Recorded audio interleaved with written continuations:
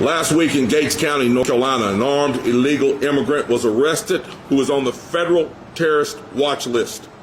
His name is Awet Hagos. Reports indicate that Hagos came into the United States from Haiti, but is originally from an area near Yemen, a known hotbed of terrorist activity.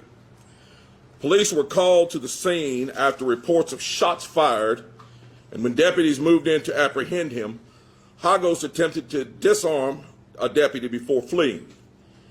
It took law enforcement over 4 hours to finally apprehend him. After learning of this incident, I spoke with Sheriff Ray Campbell of Gates County. I was briefed by him on the situation and thanked him for honorably discharging his duties and for the courageous actions of his deputies. More importantly, I promised I would do everything I could to assist him.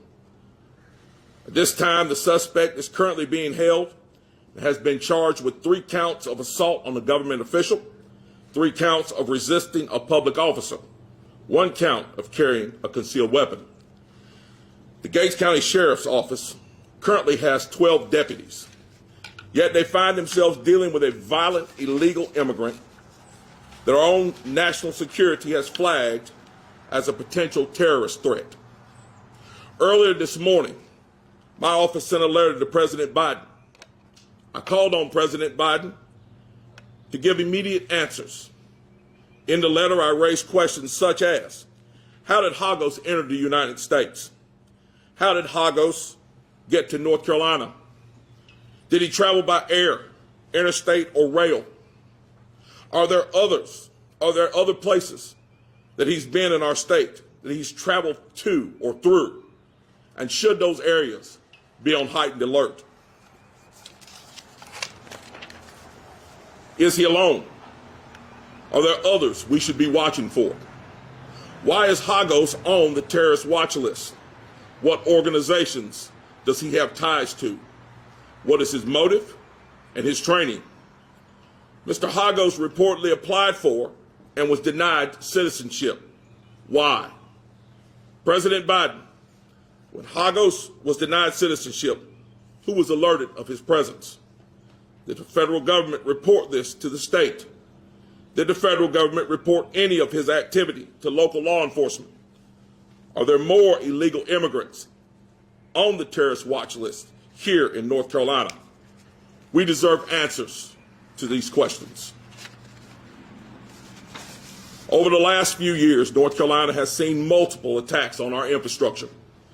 We've experienced a cyber attack on the natural gas pipeline, and we've had multiple power substation attacks.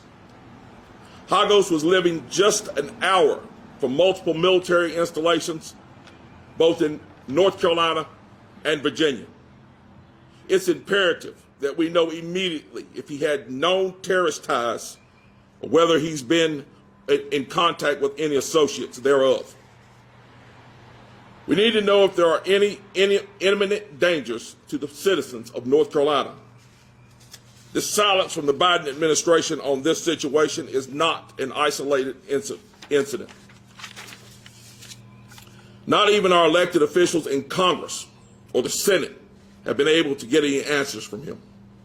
Last week, members of our federal delegation wrote a letter demanding answers regarding a migrant housing facility in Greensboro. They received no information from the Biden administration, despite this facility going online just in the last few days. There are reports that this migrant facility in Greensboro will house around 800 immigrants from 13 to 17 years old. This facility deserves a high level of scrutiny, and we deserve answers. This is not because we fear some hypothetical tragedy, but because we have experienced it. 2 years ago, right here in Wake County, a deputy was murdered by illegal immigrants. It was reported that one of those 3 suspects was first apprehended by ICE as a minor. He later managed to cross back again into the United States from Mexico. Under Joe Biden's administration, over 7 million individuals have entered our nation illegally. And it's estimated that roughly 500,000 illegal immigrants are here in North Carolina, and we have very little information about these individuals. The federal government has refused to give answers. There have been very little coordination with local elected officials and law enforcement. So I have a message for President Biden. Mr. President, next week you will be here in our state, and we deserve answers. Our police and law enforcement deserve support, transparency, and information. Mr. President, for you to keep our state in the dark about an armed illegal who's on the terrorist watch list from an area near Yemen is not only wrong, it's dangerous. And the people of this great state deserve better.